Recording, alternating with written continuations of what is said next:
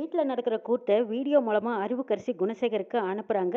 நீங்கள் லைவாக பாருங்க மாமா, இங்கே என்னெல்லாம் நடக்குதுன்னு. ஆனால் பார்த்தா உங்கள் மனசு தாங்காது, அடிவயிறெல்லாம் பத்திக்கிட்டு எரியுது. எனக்கு வர ஆத்திரத்துக்கு அப்படியே அவளுக்கு கழுத்தை நெரிச்சு கொள்ளணும் போல இருக்கு. நீங்கள் பார்க்குற உங்களுக்கு எப்படி இருக்கும்? இருந்தாலும் என்ன செய்யறது, இதெல்லாம் நம்ம தலையெழுத்து, பார்த்து தான் ஆகணும். உங்களை பெத்த ஆத்தா, பெத்த அம்மா, அம்மாச்சி என்னெல்லாம் வேலை பார்க்குறாங்க தெரியுமா? நீங்க வீட்டை விட்டு போய் 2 நாள் தான் ஆகுது. அம்மாச்சி அப்படியே அவ்வளவு பக்கம் சாஞ்சிட்டாலும் அம்மாச்சி இப்படி சாஞ்சு நிற்பாங்கன்னு நான் நினைச்சு கூட பார்க்கல. நீங்களே பாருங்கன்னு சொல்லிட்டு அறிவுக்கரசி ஃபோனில் வீடியோவை ஆன் பண்ணி விசாலாட்சி, ஜனனி, ரேணுகா, நந்தினி இவங்கெல்லாம் பேசிட்டு இருக்கிறதையும் செய்யறதையும் அப்படியே வீடியோ போட்டு காட்டிட்டு இருக்காங்க. அறிவுக்கரசி என்ன வேலை பார்க்குறான்னே பார்க்காம இவங்க எல்லாரும் அவங்க வேலையில கவனமா இருந்துட்டு இருக்காங்க. அத்தை, நாங்கள் புதுசாக ஃபுட் ட்ரக் வேன் வாங்கியிருக்கோம். நீங்கள் வந்து பாருங்கள், பார்த்துட்டு உங்களோட ஆசீர்வாதம் எங்களுக்கு வேணும் அத்தை, நீங்கள் ஆசீர்வாதம் பண்ணுங்கன்னு சொல்லி ஜனனி விஷாலாட்சியை கூட்டிகிட்டு போய் அந்த வேனை காட்டுறாங்க. வேனை பார்த்ததும் விஷாலாட்சி ரொம்பவே சந்தோஷப்படுறாங்க. அடியே ரொம்ப சூப்பராக இருக்குது, இங்கே நான் சுற்றி பார்த்துட்டு வரேன்னு சொல்லி வேனை சுற்றி சுற்றி பார்க்குறாங்க. என்னடி 4 பொம்பளைக்கு போட்டா போட்டிருக்கு, இதெல்லாம் யாருன்னு கேட்குறாங்க விஷாலாட்சி.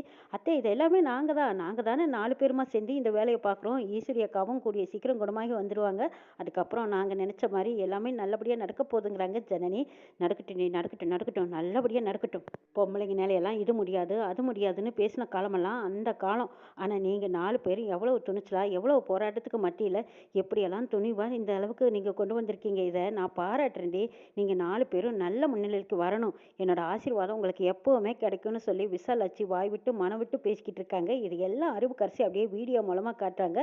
அங்கே குணசேகர், ஞானம், கரிகாலன், கதிர் இவங்க எல்லாரும் பார்த்துட்டு வயிறு எரிஞ்சு கொண்டிருக்காங்க. அம்மாவா இப்படி பேசுறது? பசங்க 3 பேரும் பொம்பளைங்களுக்கு பயந்து, போலீஸ்க்கு பயந்து இப்படி ஓடி ஒளிஞ்சு இப்படி பதுங்கி கொண்டிருக்கோம். உங்களுக்கும் திங்கருக்கும் படுக்கிறக்கும் கூட இட வசதி இல்லாமல் நம்ம என்னமா கஷ்டப்பட்டுட்டு இருக்கோம். ஆனால் அவங்களோட முன்னேற்றத்தை பார்த்து பாராட்டிட்டு இருக்காங்க இந்த அம்மாச்சி. அத்தை இப்படியெல்லாம் மாறுவாங்கன்னு நினச்சி பார்க்கல. மாமா, நீங்கள் வந்து 2 நாள் தான் ஆகுது. வீட்டை விட்டு வெளியே வந்ததும் அங்கே என்னமா கூத்து நடக்குது பாருங்கன்னு கரிகாலன் எச்சா தூண்டி விடவும், குணசேகர் நடக்கட்டும் நடக்கட்டும், பார்த்துக்கிட்டு தாண்டா இருக்கேன் அப்படின்னு சொல்லி வெறப்பா உட்காந்துருக்காங்க. கதிர், ஞானம் இவங்க எல்லாரும் அப்படியே ஆக்ரோஷத்துலேயும் கோபத்துலேயும் அம்மா இந்த மாதிரி மாறுவாங்கன்னு நினச்சி கூட பார்க்கல. எல்லாரும் தொலைஞ்சு போகட்டுன்னு நினச்ச அம்மாவையே இப்படி மாற்றி வச்சிருக்காங்கன்னா அதுக்கு காரணம் அதான் அந்த நெட்ட குச்சிதான் தான். நம்ம எல்லாத்தையும் ஓட ஓட விரட்டி விட்டுட்டு அண்ணன் சம்பாரிச்ச சொத்துல உட்காந்துக்கிட்டு எல்லாரும் கூட்டடிச்சுக்கிட்டு இருக்காங்களா? இருக்கட்டும், இப்போவே நேரடியாக போய் அவங்க எல்லாத்தையும் வெட்டி சாச்சிட்டு வந்துடுறேன்னு சொல்லி குதிக்கிறாரு கதிர். இதை பார்த்துட்டு இருந்த வக்கீல் வந்து சொல்கிறாங்க, இதை பாருங்க கதிர், அவங்கள வெட்டி சாக்கிருக்கு நீங்கள் எதுக்கு இப்படி தலைமறைவாக வந்து இருக்கணும்? அதுக்கு நீங்கள் அங்கேயே இந்த வேலையை பார்த்துட்டு ஜெயிலுக்கு போயிருக்கலாமே.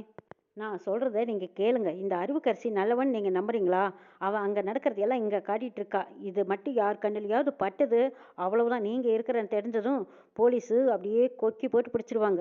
அந்த ஜனனி சாதாரண ஆள் கிடையாது. அவள் ஏதோ 4 எழுத்து படிச்சிருக்கான்னு மட்டும்தான் நீங்கள் நினைக்கிறீங்க. அவள் ஒன்றும் சாதாரண ஆள் கிடையாதுன்னு என் மனசுக்கு தோணுது. அது மட்டும் இல்லை, இந்த அறிவுக்கரசியை வச்சு தான் உங்களை பிடிக்க போகிறா. மீனை போட்டு கொக்க பிடிக்கிற மாதிரி இந்த அறிவுக்கரசியை வச்சு உங்களை பிடிச்சிருவா. கொஞ்சம் எச்சரிக்கையாக இருங்கன்னு சொல்கிறாங்க வக்கீல். ஆமாம்மாம்மா, இந்த அறிவை நம்பருக்கே இல்லை. வக்கீல் சொல்கிறதுலையும் ஒரு நியாயம் இருக்குது. அவள் தங்கச்சிக்கு கல்யாணம் நடக்கலை, அந்த சொத்து பூரா மாற்றலேன்னு சொல்லி அவள் என்ன வேலை வேணாலும் பண்ணுவா. என்னமோ அன்புக்கரசியும் தர்ஷனையும் ஏதோ கல்யாண பதிவு பத்திரம் பண்ணிட்டோங்கிறதுக்காக நம்பிக்கையில் இருந்துட்டு இருக்கா. ஆனால் அதுலேயும் நம்ம கோல்மால் பண்ணி வச்சிருக்கிற விஷயம் தெரிஞ்சது நிச்சயமாக அறிவு நமக்கு எதிராக மாறிடுவா. பசார அத்தனை பேர் இருக்கும்போது மண்டபத்தில் கொலை பண்ணிட்டு எதுவும் தெரியாத மாதிரி நம்மளோட வந்து உட்காந்துருந்தவன் இன்னைக்கு நம்மளுக்கு எதிராகவும் சதி பண்ண மாட்டான்னு என்ன நிச்சயம்னு கரிகாலன் கேட்கும்போது குணசேகருக்கு அப்பதான் சொய்யின்னு படுது. ஆமா, இந்த அறிவு என்ன வேணாலும் செய்வா. இருந்தாலும் இப்ப நம்ம அறிவைத்தான் நம்ப வேண்டியதா இருக்கு. அங்க என்னெல்லாம் நடக்குதுங்கிறத நாம தெரிஞ்சுக்கணும். தெரிஞ்சுக்கிட்டா மட்டும்தான் நம்ம இங்கிருந்து எங்க போய் தப்பிக்கலாம், எப்படியெல்லாம் நம்ம வழி தேடலான்னு தெரியும்.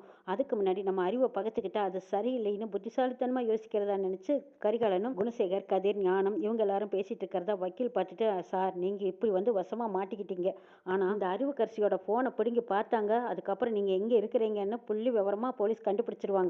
ஊசி நூல் புதுற சந்து பொந்துல எல்லாம் கூட போலீஸ் எப்படியும் நுழைஞ்சிருவாங்க, கண்டுபிடிச்சிருவாங்க. தயவுசெய்து நீங்கள் அறிவுக்கரசியை நம்பாதீங்கன்னு சொல்லிக்கிட்டு இருக்காங்க வக்கீல். இதை கேட்ட கதிர், ஞானம், குணசேகர் இவங்க எல்லாருமே ஆமாம், அவள் அப்படி செய்யக்கூடிய ஆள் தான், அவள் அப்படி செய்யக்கூடிய ஆள் தானுங்கிறாங்க ஞானம். இல்லை அறிவுக்கரசி நம்மளுக்கு நம்பிக்கையானவ, அவள் அப்படி செய்யும் வாய்ப்பே இல்லைங்கிறாங்க கதிர். டேய் கதிர், எல்லாரும் யதார்த்தமாக நம்பினதெல்லாம் போதும். அறிவுக்கரசியை வச்சு அந்த குடும்பத்தில் இருக்கிற அத்தனை பேர்த்தையும் நான் காலி பண்ணிடுறேன்னு சொல்கிறாங்க குணசேகர். இதை கேட்டதும் கரிகாலன் முதற்கொண்டு அதிர்ச்சி அடைகிறாங்க. என்னம்மா சொல்கிறீங்க? அதில் நம்ம அத்தையும் இருக்காங்களே, அம்மானா உங்களுக்கு உசுராச்சு, அவங்களையா நீங்கள் கொல்ல துணிஞ்சிங்கன்னு கேட்குறாங்க. ஆமாம், அம்மாவே எனக்கு எதிராக திருமணத்துக்கப்புறம் இனிமேல் அந்த குடும்பத்து மேலே நான் யாருக்காகவும் அக்கறைப்பட போகிறதில்ல.